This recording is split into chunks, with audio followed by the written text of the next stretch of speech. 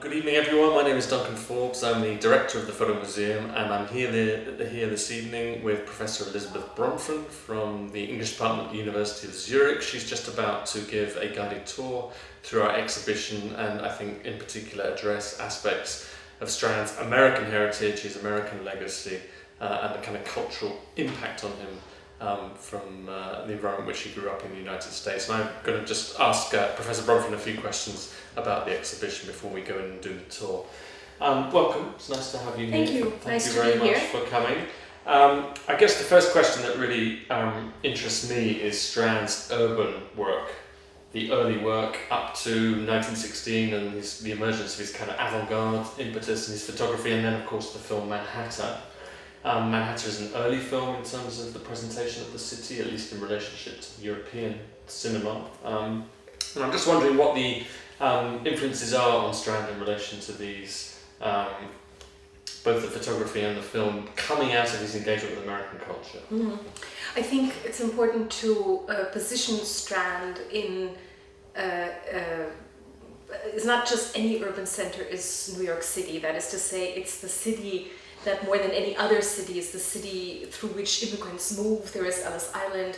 It's the time when in even silent films by Griffith, for example, the East Village, but also obviously the Lower East Side play a fundamental role as, and I think this is the important point, immigration in its best and in its worst. That is to say, we have someone like Rees who writes the book How the Other Half Lives in order to document the terrible situation in the tenement houses and immigration. But on the other hand, it's also a certain excitement. Italians are coming, Poles are coming, Irish are coming, a lot of Eastern Europeans, a lot of Eastern European Jews are coming. There's a kind of innovativeness that is being celebrated as well, and Manhattan and New York, because it's also Brooklyn, very important, as the kind of the embodiment of what melting pot means. And melting pot is such an important aspect for late 19th, early 20th century American culture. So that's one thing that he's always thinking about, especially the kind of documentation that comes into play when he's looking at the people on the streets. The other important thing that is especially when we look at a film like Manhattan, is the influence of Walt Whitman, who is also from New York, who comes from New Jersey, who lives in Brooklyn, and who the intertexts to Manhattan use passages from Leaves of Grass. And why do they do that? Because it's all about moving from Brooklyn to Manhattan, the incredible beauty of the Wall Street area, the buildings, the steel, the love for the steel bridges, the technology. I think that it's also this idea of modernism, American modernism, as a moment of the completely new, because technology and nature come together. Manhattan as this incredible island artwork, really.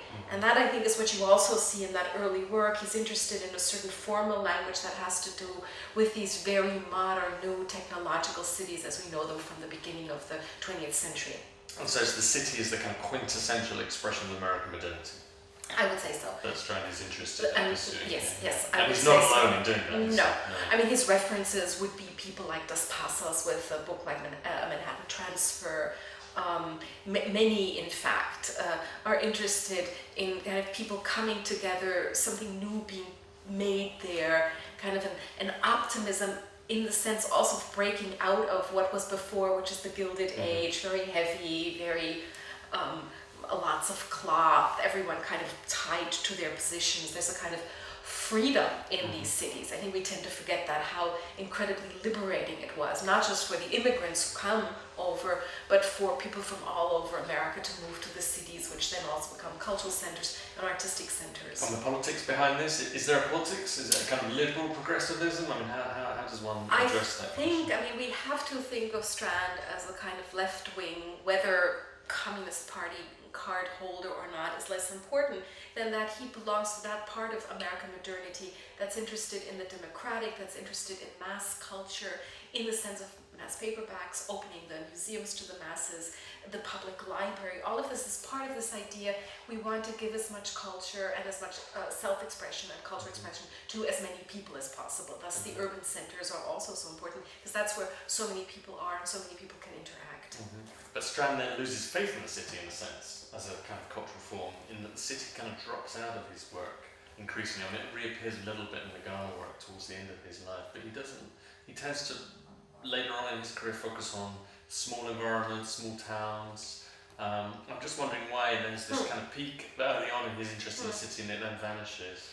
I have the feeling he is not interested in that part of modernity which begins after the First World War, which is to say the Roaring Twenties, all the extravagance, the exuberance, the over-the-topness that is described by someone like Fitzgerald, who is talking about those wild 20s as living on borrowed time.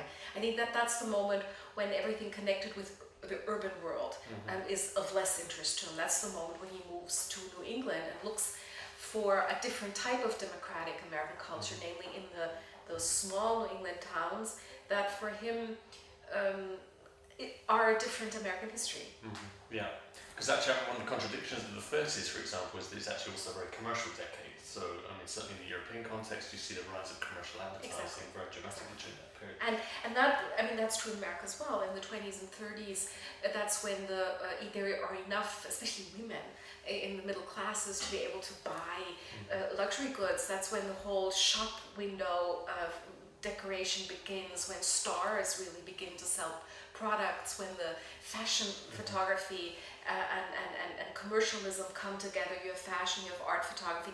All of these are things that Strand, I think, is not interested in. That's never appears in his work. No, that's very rarely. Yeah. That's a form of that's mass consumerism, mass market. I think that's the part of mass culture he would be less interested in. That's interesting that at the end of the 30s he moves to to somewhere for Hollywood under the pressure of the Second World War. That's another very interesting aspect of his work, is that engagement with the film industry. Let's shift now to look at time in New England, which is another sort of absolutely kind of quintessential expression of Strand's Americanness in some form or other. Although, I mean, on the one hand, it's a book whose purpose is fairly identifiable, but once you begin to explore the imagery, it becomes a much more interesting construct. And I think we talked before about the uncanny presentation of the photographs in this book. Can you say a little bit about what's informing Strand's sense of Americanness, his need to engage with this topic in this project? I mean, first of all, I think it's important that he moves not to any part of rural America, but that he moves to New England, which is to say the root of American culture. This is where the Pilgrims landed. This is where the big settlements, the Puritan settlements are. This is also the place for the Puritan heritage at its best and worst. I mean, at its best, because it's the moment of the idea that people work together in a community, that the individual has to work for the community, the whole notion of the kind of religious, the American dream as the fulfillment of a religious prophecy, which always also entails asking yourself, are you still in a state of grace, making sure that the American project continues. That's the good side, and the bad side coming out of the sense from very early on that perhaps this entire project was flawed to begin with, the fear that maybe there's a demonic element in all of this. And so as they bring this idea of prophecy that they have to fulfill to New England, they also bring the idea that what if Satan is in us, and what if in fact we have this dual life. One is the life of the good American trying to build that city on the hill, the whole world watching, the incredible experiment of a democracy and a certain, I mean, for our sense, of course, very strict religion. But on the other hand, what if this in fact is Satan's work? And I think that's what makes for that darkness of those images. You see the typical steeple, the church steeples, the typical New England houses, but you often see them from like a low shot. The sky is often dark, the insides of the houses are dark. And all of that fits into what one can call the American Gothic. And I say that because, of course, there is a famous painting called American Gothic by Grant Wood, 30s, same time, where you have these two people standing in front of one of these typical steepled houses, and you're not quite sure, is this irony, is this satire, how are we supposed to take this? Why is it called American Gothic? Gothic because of the steeple, steeple, or Gothic because there's a long tradition of Gothic sensibility in American culture, which is precisely interested in the dark side of the American dream. Early American literature is all about sons killing off their entire families, making the project impossible. And I think those two things come together because the book, A Time in New England, brings together his photography with canonic texts or texts that he thinks are canonic from the mid-17th century into his contemporary moment about precisely this Puritan heritage.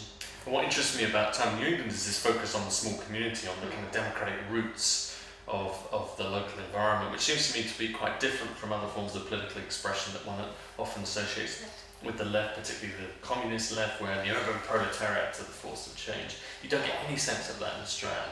You know, and for me that makes it a very American framework rather than a European framework, which one might want to begin to read a bit differently. Right. I mean, the sense of the Communist Party in the States, it's tricky because, of course, you have the real party line being towed in the urban centers, but once you move out into the more rural areas, it's much more grassroots. And this is something so American in itself. You're thinking about the community, the people on the ground in the community, and often the kind of socialism that one might want to call that has just also to do with everyone's living in the space. They all have the right to talk. It's part of the American Constitution, and they want to think socially. And so the kind of 30s optimism, which, I mean, all of this is part and parcel, of course, of a culture that is ruled by the Roosevelt New Deal, where for the first time you have a centralized government, but a government that is interested really in doing something for the people, helping the people, really of, for, and with the people. But this translates into something very pragmatic. I think that that's the real difference between any form of left-wing American socialism, if it's really American, and European. It's never state-ruled and it's never doctrine from above, but it's more something we as the people want to do. We want to be for justice, we want to work against injustice, sharecroppers, revolt, helping, I don't know, opposing abolitionists, for example, opposing slavery, but not because we have a kind of a party line and a doctrine that's being imposed upon us, but rather because it's something we're developing out of our communal life. I often wonder how that sits with, I mean, one of his anecdotes about Strand, that he was this terrible sort of doctrinaire Marxist in the 30s, and his books never seem to me to adhere to that viewpoint at all. They seem to be much more open. And as you say, I mean, Time in New England articulates a vision of grassroots struggle, I think, within American culture. And for me, there's always a contradiction between that kind of vision that Strand's developing in that book and the statements that one sometimes hears that he was a very doctrinaire, kind of pro-Soviet Marxist. But maybe that's just the contradictions within the kind of cultural framework in which he's operating. The final sort of question that I wanted to ask you was about what it meant for Strand to move to Europe. You know, he moves to Europe in 1950, spends most of the rest of his life based in Europe, apparently very happily in Europe. He does travel a lot, including goes back to the United States, but never really completes any major projects again in the United States. You know, what does it mean for an American like Strand to move to Europe in 1950? I mean, on the one hand, there are like two predecessor movements that one could think of. First of all, there always were Americans that went to Europe because they felt Europe was more cultured.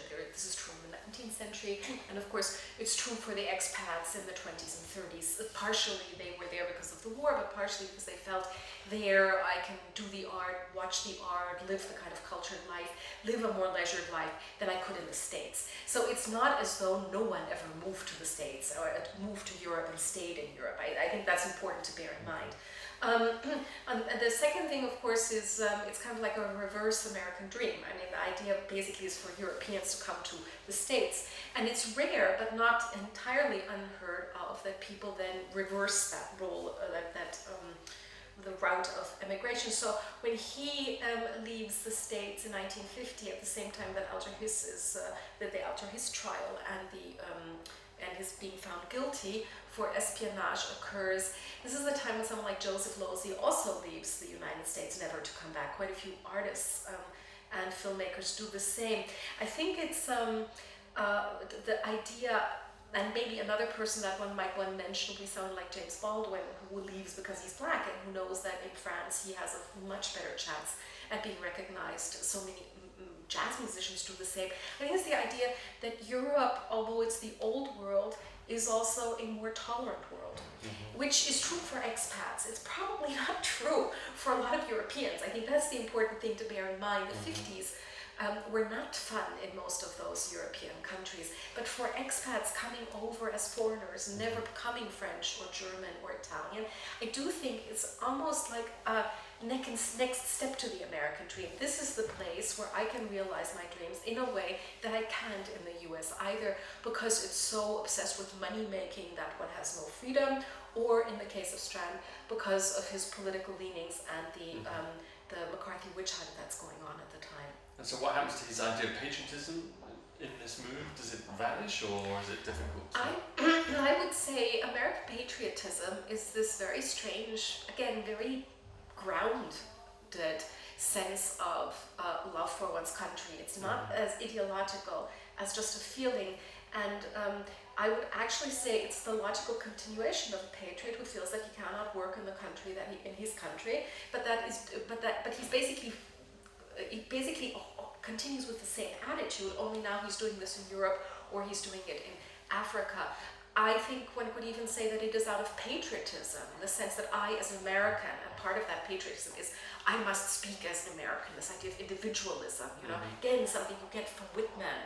I sing America, I sing myself, the American project is also my project, that you feel I owe it to America to speak out. And if I can't speak out in America, then I must speak out in Europe. So I don't think that this is really a sign of abdicating one's patriotism, as more a comment on what was surely an incredibly oppressive cultural moment, namely the late 40s into the late 50s. Yeah. One last question. I've always seen Strand as a fairly conservative practitioner in photographic terms, and we have the example in the exhibition of the swastika photograph taken in Connecticut, which is very much a construct. It's not a photo montage in the European sense. And there seems to me to be a real distance between Strand's practice as a photographer and the practice of the European avant-garde, which had developed structures that are far more interruptive in terms of photo montage, like John Hartfield.